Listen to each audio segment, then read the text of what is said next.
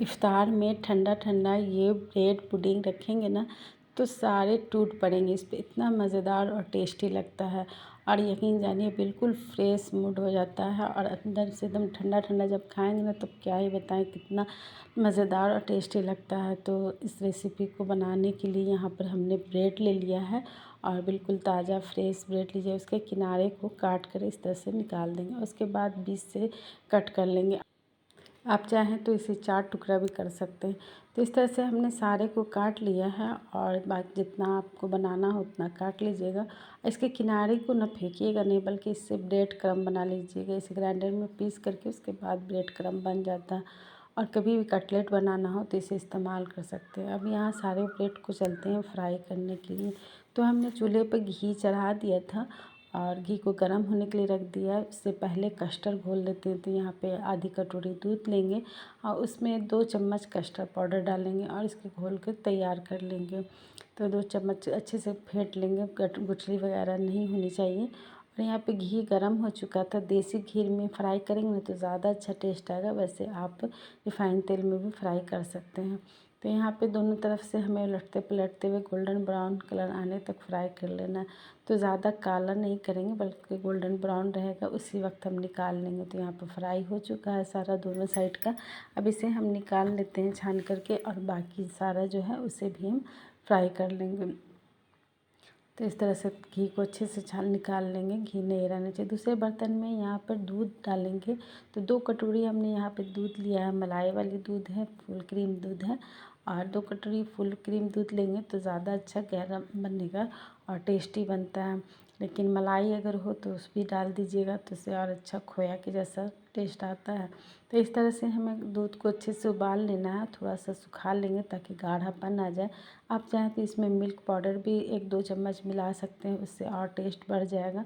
उसके बाद चीनी डालेंगे। चीनी अपने हिसाब से जितना मीठा पसंद करते हैं उस हिसाब से डालिएगा। और ये कस्टर्ड पुडिंग मीठा ही अच्छा लगता है तो थोड़ा सा हम इसे और पकाएंगे दूध के साथ। उसके बाद यहाँ पे कस्टर्ड पाउडर जो हमने घोल कर रखा था ना दूध में, उसे डाल देंगे। और डालने के बाद इसे हम गैस का फ्लेम हाई कर देंगे और खूब अच्छे से इसे उबाल आने देंगे। खूब अच्छे से पकने देंगे जब तक गाढ़ा नहीं होता। थोड़ी सी इलायची पाउडर भी डाल देंगे। यहाँ पे हमने ड्राई फ्रूट नहीं डाला है, ड्राई फ्रूट ऊपर से डालेंगे, आप चाहें तो डाल सकते हैं। ये गाढ़ा होना शुरू हो गया है और ये देख सकते हैं कितना गाढ़ा हो रहा है। तो थोड़ा सा हमें गाढ़ा रखना है और इस तरह से गाढ़ा हो जाएगा तब इसे हम साइड में रख देंगे और ठंडा होने देंगे। ठंडा हो जाएगा तब फिर इसे हम ब्रेड में डालेंगे, गरम गरम नहीं डालेंगे। तो यहाँ पे गाढ़ा है, इस तरह का हमें चाहिए। और गाढ़ा ठंडा होने के बाद और भी गाढ़ा हो जाता है। अब यहाँ ठंडा हो चुका था, आधा घंटा के लिए हमने छोड़ दिया था। अब ये ब्रेड जो हमने फ्राई किया है उसे किसी गहरे बर्तन में आप ले लीजिए, कोई टिफ़िन हो चाहे कोई कंटेनर हो, किसी में डाल दीजिएगा और इससे गहरे बर्तन ले लीजिएगा और उसमें ब्रेड को इस तरह से सजा दीजिए तो ज़्यादा अच्छा लगता है। और सजा कर उसके बाद इस पर जो हमने कस्टर्ड पाउडर बनाया है ना उसे डाल देंगे और डाल के ऊपर से ड्राई फ्रूट या फिर चांदी का वर्क जो भी आप सजाना चाहें सजा सकते हैं। और इसे फ्रीज़ में रख दें और ठंडा ठंडा जब आप सर्व करेंगे ना तो क्या ही बताएं, बहुत ही मज़ेदार बिल्कुल फ्रेश हो जाता है और अच्छा लगता है खाने में। इस घर में तो सभी को बहुत पसंद आता है और सब इसे खाना भी बहुत पसंद करते हैं। तो इस पुडिंग को ज़रूर से बनाएं। ब्रेड कस्टर्ड पुडिंग है और इसे ज़रूर से इफ्तार में बनाएं। और जब घर में मेहमान आए या फिर मेहमान नहीं हो जो रोज़ा रखते हैं उनके लिए भी तो ये सब चीज़ें चाहिए ही होती हैं। तो बस इसे आप बनाएं और इस 1 घंटा 1.5 घंटा पहले बना लें, फ्रीज़ में रख दें और उसके बाद ठंडा ठंडा इफ्तार में सर्व करें। उस पर से ढेर सारा ड्राई फ्रूट डाल दें। टेस्टी भी है, मज़ेदार भी है, बहुत जल्दी आसानी से बन जाता है। बस इसे बनाने में आधा घंटा से ज़्यादा टाइम नहीं लगता है और खाने में तो बहुत ही ज़्यादा मज़ेदार लगता है।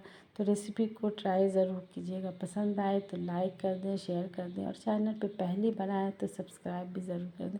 और ये देखिए कितना अच्छा लग रहा है, बिल्कुल गाढ़ा हो गया है, रबड़ी की तरह लग रहा है और ठंडा होने के बाद तो और रबड़ी की तरह लगता है। दूध फुल क्रीम दूध लीजिएगा।